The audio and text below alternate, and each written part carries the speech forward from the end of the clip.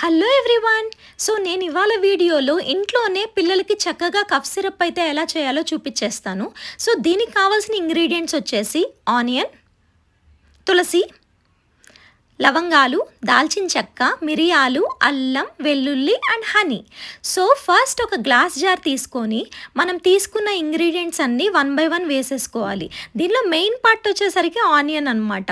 So అవన్నీ వేసుకున్న తర్వాత హనీని ఫుల్గా డిప్ చేసేదాకా హనీని వేసేసుకోవాలి. అది వేసేసుకున్న తర్వాత బాగా కలపెట్టేసుకోవాలి. సో కలిపెట్టేసిన తర్వాత గ్లాస్ కంటైనర్ మొత్తం క్లోజ్ చేసి ఒక 24 hours బయటే ఉంచాలన్నమాట. సో దీనిలో ఏంటంటే మనం వేసిన ఇంగ్రీడియంట్స్ యొక్క పవర్ అంతా పడుతుందన్నమాట. అలాగే ఆనియన్ నుంచి కొంచెం జ్యూసీగా వస్తుంది కదా, అదంతా కూడా హనీకి బాగా పడుతుంది.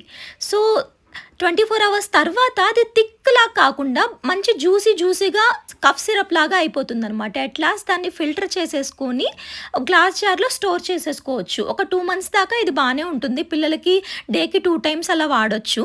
So if you like the video, please like the video and don't forget to subscribe to our channel. Thank you.